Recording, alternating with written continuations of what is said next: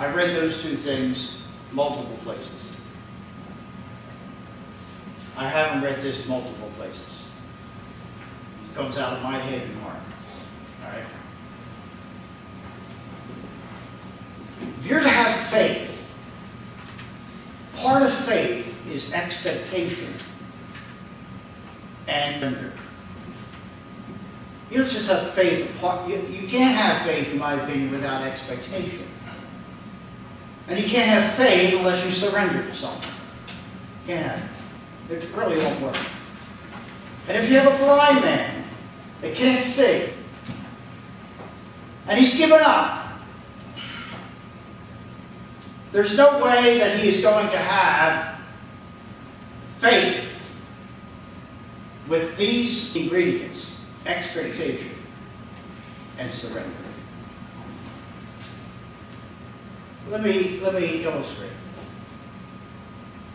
Once a year we have a work week here, and people come from another church and they accomplish a lot. I think that is miraculous right there. Not that they accomplish a lot, but they come from some other place to do something for us. And we should be very, very thankful and appreciative of that. Amen? All right. But one of their number is a blind man. And that blind man changed the tire on the van. That blind man. That blind man put in the drop ceiling in the classroom over here in this section downstairs. I mean solo, without help. That blind man rebuilds transmissions. That's what his job is. That's how he is employed. He was not blind from birth, but he is blind, and he cannot see at all. As he moved from the van this work week to the ramp to sand it in preparation for painting, this is where the handicap came in. He had to put his hand on my shoulder as we walked from the van to the ramp. He has no knowledge, memory, or vision of that. And for him to do that, to put his hand on my shoulder, to walk from where the van was to where the ramp is, I would say to you that that is an illustration of faith. If you know me, that's an illustration. I'm actively walking around totally oblivious to the fact that he's there. Right? Not real. Well, you know, it would be impossible for any one of us to walk in a clear path.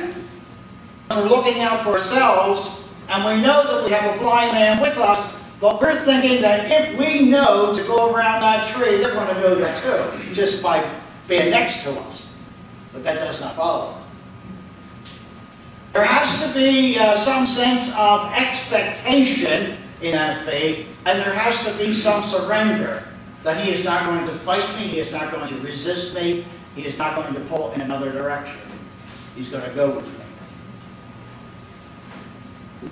And brothers and sisters, I am saying to you this morning, you and I need to trust Jesus that much.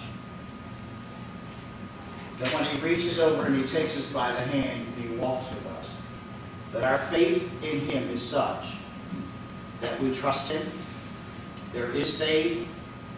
We surrender to him, we let him lead us, and we have expectation that we are going to get to the place that we need to get to. That's why I believe they walked out of town. You need a place to walk to when you walk with Jesus. And when you walk with Jesus, he will tell you things that you need to hear. And it will be without a show, and will be without anybody joking around in his presence. The second question that you may already be thinking about is verse 23. He took the blind man by the hand, led him out of town, and when he had spit on his eyes, he put his hands on him and asked him anything. Why the spit? I mean, you can't read that. You can't read that without thinking Why the spit? You can't tell me that you didn't think about that. And this is what I find about the Bible.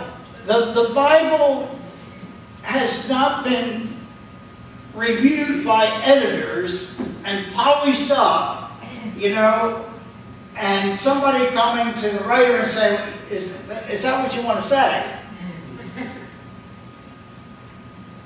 Several years ago, some of us were protesting a movie house that changed its film policy, and they went from family films to X-rated films, and I remember saying, not in my neighborhood, right?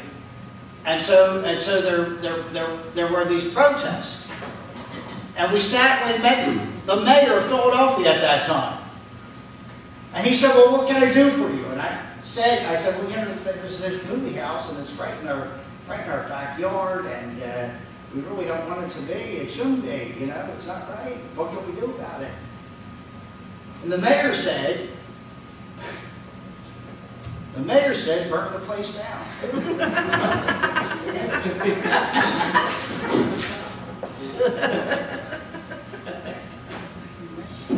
I said, no, seriously.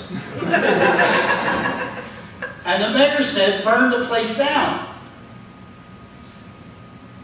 And the city solicitor was sitting there by his right, and he said something like this. It started this way. What the mayor means by that, he sought to explain.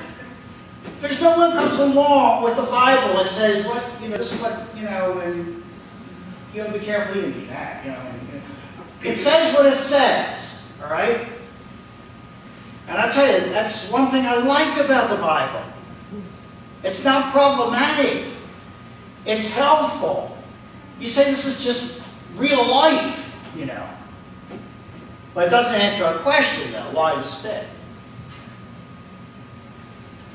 Does this help? That you and I, when we walk with Jesus, we believe in the miraculous.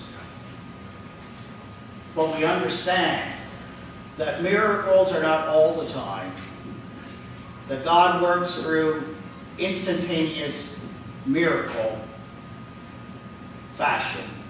But He more often works using means and over a process of time. You might be discouraged about your life because things are taking a while. Compared to eternity, it's not a long time, but right now it seems like a long time. I just say it again, it's not a long time, but it seems like a long time. When you get through it and you look back, when you tell the story, it takes you no time to tell the story. Right? It's because it really didn't take a long time, it just seemed like a long time. And if only you had the ingredient of faith and expectation and surrender, you would trust God that what He's doing, He's working through all these things that are happening to you. You follow me? He's working through them. And you look back over it and you say, He's been working and moving in my life for a long time. That doesn't make for a great read. It's not a blockbuster film or you know, a great book, you know. And you can go to the churches where there's the miraculous, and they make you think that it's happening all the time. And I'm telling you, they're not completely honest.